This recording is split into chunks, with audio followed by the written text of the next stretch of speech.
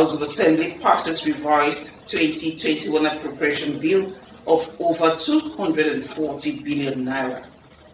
Cross River State Government flags off Hepatitis Week, text campaign to rural communities. Plus, Joint Admissions and Matriculation Board announces 6th August 2021 as examination date for candidates who were unable to sit for unified tertiary matriculation examination. The State House of Assembly has reviewed downwards the 2021 approved budget and appropriation bill from over 280 billion naira to 240 billion naira, giving a variance of more than 41 billion naira. The House passed the revised budget into law following the report of its Special Committee on Appropriation, headed by the member representing Uban Liko State Constituency, Sunday Ikwe Achunekan, which was earlier set up to consider the review of the 2021 budget. The need to revise the 2021 budget was part of the state's response to COVID-19 pandemic, which has created social disparities and tensions within the society. He also said that carrying out such humanitarian initiatives will enable the state to draw from 750 million naira grants that the Federal Ministry of Finance is providing to states under the State Fiscal Transparency, Accountability and Sustainable Program for Results. Members in their contributions unanimously adopted the review of the budget to reflect the current realities in the state. The House, after analyzing the problems which warranted the review of the 2021 approved budget, urged heads of ministries, departments and agencies to take full responsibility as they will be held accountable for any breach of the budget process from inception to implementation. It also asked all ministries, departments and agencies which carried out any employment since 2015 to forward details of such employment to it in 2 weeks' time, and urged the state government to ensure the training and capacity building of budget staff. The Speaker of the House of Assembly, Eten Williams, commended the Special Appropriation Committee members for timely presentation of its report and directed the clerk, Basi Ebenyom, to forward clean copies of the bill to the governor for his assent. The number of confirmed COVID-19 positive persons in Akwa Ibom State has risen from 1 on 1st July to over 447 as at the time of filing this report. This alarming increase has been attributed to the third wave, otherwise referred to as Delta variant of coronavirus, which health experts describe as more deadly and highly contagious. Informer Ike Ojer brings us an update on the current situation in Akwa Ibom State. It is no longer news that there is a surge in the spread of coronavirus, which is attributed to a third wave referred to as the Delta variant. This variant, according to health experts in Akwa Ibom State, is about 50% more transmissible, which is evident in the exponential increase in the number of confirmed positive cases. Reports from the State Ministry of Health shows that on July 1st, only one positive person was in isolation, but as at the time of filing this report, about 447 persons have tested positive to COVID-19 in Akwa Ibom State in the third wave. Out of this number, about 24 persons are presently in the isolation center. Others are going through admission processes, while the state has recorded 7 deaths, which results to about 0.8% fatality. Akwa Ibom is one of the states in the country that is testing a lot. One of the reasons why you are also seeing positive cases. So there's a real wave here upon us. In view of this, the need for individuals and organizations to adhere strictly to preventive guidelines cannot be overemphasized. Now you have the Delta variant of the COVID-19 virus that is killing people in different parts of the world. So we continue to encourage our people, let's protect ourselves. It's our fervent belief that with the awareness programs that we are doing and all the advice being provided, that people would adhere to this advice, but where they don't, the monitoring team shall go around the state to be able to enforce compliance with this directive.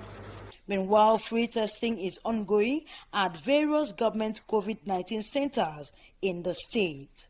In Uyo, Ifoma Ihuchi, NTA News. Meanwhile, the Nigeria Center for Disease Control, NCDC, has confirmed 535 new cases of coronavirus in Nigeria. Lagos, being the epicenter, recorded 219 cases, followed by Akwa Ibom with 142 cases, Oyo 47, Rivers 17, Jigawa and Edo recorded 13 cases, while Ekiti and Bayelsa has 11 cases each. Other states affected are Ondo, Plateau. Other states affected are Ondo 10, Plateau 8, Ogun and Kaduna 7 each, Kano 5, Federal Capital Territory 5, Imo 4, Gombe 4, and Nasarawa 3. The statistics shows that the total confirmed cases of the pandemic in the country is 172,263, with 164,886 persons discharged, while 2,139 could not survive the virus. Still on health matters, as the world seeks to increase the level of awareness and reduce the prevalence rate of hepatitis, Cross River State is joining the fight by taking the message to rural communities on prevention, screening, and treatment. Paul Abel reports that the 2021 Hepatitis Week was flagged off at Akampa local government area of the state. Research shows that someone dies of hepatitis every 30 seconds, and Nigeria has 16.2 million people infected with hepatitis B, 1.2 million people with the C strain, while Cross River State has a prevalent rate of 8.8% and 1.1% for the two major deadly strains. And yet, most of these people are unaware of their status. Hence, the need for government and others to use this 10th official World Hepatitis celebration to sensitize the people, screen them, provide vaccine, and support the treatment of persons infected with the virus. We are worried about hepatitis B, we're worried about hepatitis C. They're very virulent. They can lead to the hepatitis disease and, of course, liver cirrhosis, other liver issues, and finally cancer and maybe death. We don't want people to get to that point. We don't want people to die from hepatitis. And that's where we're saying hepatitis can't wait. Our people can't wait to be tested. We can't wait to get people vaccinated. We can't wait for this message to get to the grassroots. We can't wait to ensure that every mother is screened before she gives birth to her baby, and every single baby has an opportunity to get the hepatitis vaccine. It's an opportunity for us to, drum into the ears of Cross Riverians that you can actually prevent hepatitis. Hepatitis is killing people even more than COVID-19. It's killing people even more than HIV, and there seems to be some form of neglect. The government will support them with the vaccine and ensure that they are free from the virus. Also taking the vaccine is very, very important. And I believe that through this thing we are taking, it will keep us alive. Over 1,000 persons were given free testing and vaccination at the ceremony. In Akampa local government area of Cross River State, Paul Abel, NTA News. Away from health matters, the Joint Admissions and Matriculation Board JAM has announced 6 August 2021 as examination date for candidates who were unable to sit for the 2021 Unified Tertiary Matriculation Examination UTME due to some valid reasons. A statement signed by JAM's Head of Public Affairs, Dr. Fabian Benjamin, following due consultation with the National Examination Council, NECO, Concerning the timetable of the Council's ongoing SSCE, JAM has scheduled a mop-up UTME in sub-selected locations across the nation. About 18,000 candidates slated for the examination are being notified through both text messages on their designated phone numbers and in JAM profiles. The statement adds that no candidate whose result has been duly released will be rescheduled for another examination, contrary to the sponsored fake news being circulated on social media. Candidates who were not initially scheduled for examination owing to their inability to procure and supply their mandatory means or profile codes until after the close of the registration exercise, and therefore had to purchase bank draft as against the usual vending of pins after the scheduled period for the examination and were later registered. You're watching news reaching you from the studios of Nta Calabar. You can watch this newscast on the YouTube channel at youtube.com/Nta Calabar. See you after this timeout. As news breaks from the north, south, east, and west of Nigeria, we bring it to you. News from the length and breadth of Cross River State is sent to you via this channel. With movers and shakers in various spheres of influence talking to us, we carve a niche and showcase our experience in broadcasting, because it's Nta Calabar before others. You can't get this anywhere else. It's only here on Nta Calabar News, showing at this times 3 p.m. Monday, Wednesday, Friday, and 7 p.m. every day. Nta Calabar News. Our experience counts. Good to have you back. Now to the rest of the news. Our United States delegation has visited the Nigerian Air Force Base Kainji to inspect the newly arrived first batch of 6 American Sierra Nevada Corporation Embraer Defense and Security A-29 Super Tucano light attack aircraft at their new home. Defense correspondent Nejatu Tijani reports that charged the affairs Kathleen Fitzgibbon on behalf of U.S. Ambassador Marybeth Leonard joined Chief of the Air Staff Air Marshal Oladayo Isiaka Amau and his leadership team at the 407A Combat Training Group Kainji for the inspection, symbolizing an unprecedented level of cooperation between the Nigerian and the United States militaries. The Super Tucano platform for Nigeria is the United States' largest foreign military sales program in sub-Saharan Africa, valued at almost $500 million. This program follows the U.S. Department of Defense total package approach model and includes spare parts for several years of operation, contract logistics support, munitions, and a multi-year construction project to improve Kainji's infrastructure. The Super Tucano A-29 turbo-prop aircraft are expected to be a game changer in counter-insurgency operations in northeastern Nigeria. Still on security matters, for Nigeria to attain its status as giant of Africa, security agencies need to work in collaboration with citizens to earn the country's seemingly security challenges.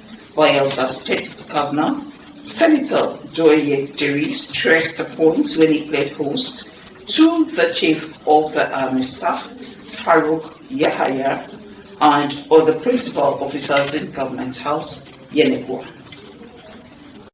While congratulating General Farouk Yahaya on his appointment as the 22nd Chief of the Army Staff, Governor Doyediri urged the army to work closely with the people to stamp out insecurity in the country. Senator Diri commended security agents in the state for their efforts towards sustaining peace and stability. We cannot afford at this time to decimate this country. This country needs you, needs us to be together. General Yahaya lauded the state government for its support to security agencies to enable them perform their duty optimally. He, however, solicited the people's continued cooperation in checking criminal activities.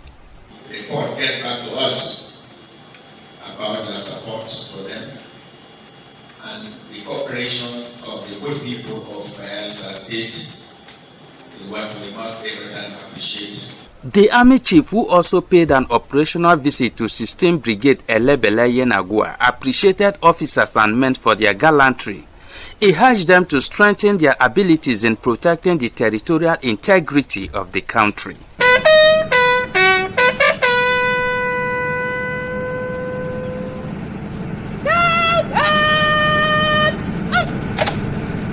Also featured during the visit was the foundation laying stone of quarters for corporals and below. In Yenagua, Fred Okwefie, NTA News. The National Identity Management Commission says it has reached more than 60 million total number of unique name records in the National Identity Database. A statement by NIMS's head Corporate Communications, Kayode Adekoke, indicates that the feat couldn't have been possible without the cooperation of all stakeholders, including the general public, while stressing the transformational value of a robust and inclusive fundamental ID system into this world. The Commission reiterates its commitment in keeping the momentum of speeding up name issuance nationwide for better identification, authentication, and improved service delivery, and urges those yet to get their names to do so without further delay. Over 100 political stalwarts from Calabar municipality who defected from the People's Democratic Party (PDP) to the ruling All Progressives Congress (APC) have officially declared their support for the APC. Udraf Etam reports that the rally held at the Calabar Municipal Council headquarters.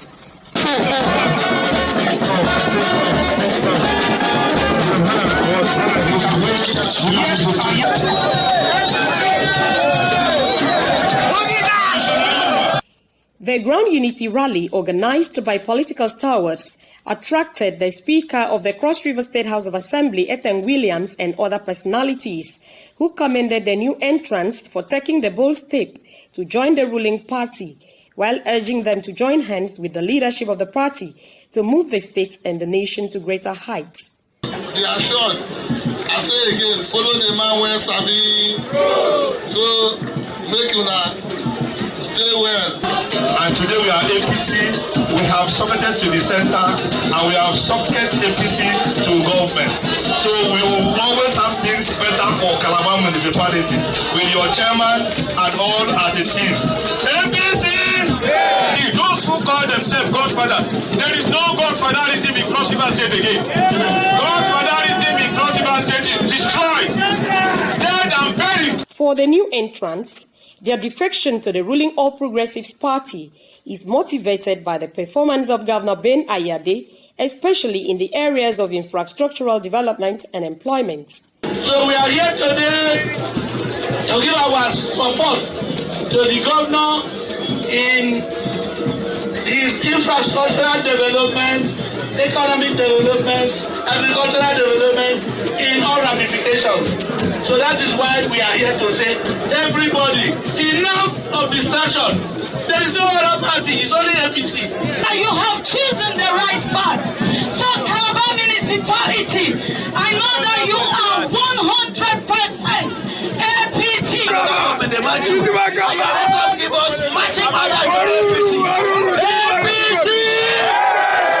In Calabar, Uduak Etam. NTA News. And now to sports update.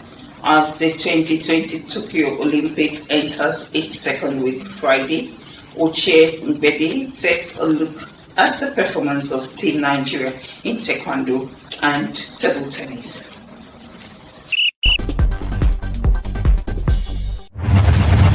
The Tokyo 2020 Olympics enters second week as from Friday, with some athletes already celebrating their victories or mourning their loss after the conclusion of their events.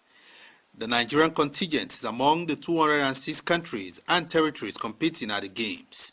For Team Nigeria, it is all over in rowing, gymnastics, taekwondo, table tennis, and badminton.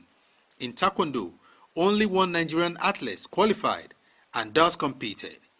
21-year-old Elizabeth Ayanacho, who debuted for Nigeria in taekwondo in the -67 kg events, was all tears after a 7-12 loss in her opening match to a more experienced and 2-time Olympic medalist, No Tata of Turkey. A lot of moves in my head to do, but I couldn't do them.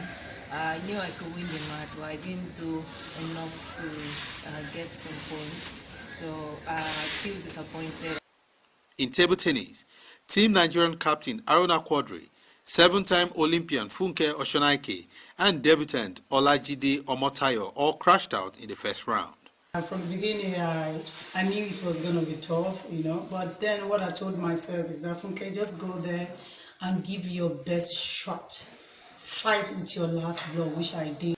Ranked 119 in the world, Edem Effiong defeated Hungarian Dora Madaras 4-1 to secure Nigerians' first win at the Tokyo 2020 Olympics, but failed to progress to the third round of the women's single, losing to Lily Zhang of USA 4-1. Team Nigerians' hope of a podium finish is shaky, but with the athletics and wrestling yet to get to its business end, there seems to be a light at the end of the tunnel. In Abuja, Uche Mbede, NTA News. With that sports update wraps up our package for tonight. But before we go, let's look at some of the stories that made the headlines. The State House of Assembly has reviewed downwards the 2021 approved budget and appropriation bill to more than 240 billion naira, giving a variance of about 41 billion naira. Cross River State government has flagged off the hepatitis week while taking the message on prevention, screening and treatment to rural communities. We also told you that the Joint Admission and Matriculation Board JAB has announced 6 August 2021 as examination dates for candidates who were unable to sit for Unified Tertiary Matriculation Examination. Thank you so much for staying with us. To have a pleasant evening and to stay safe.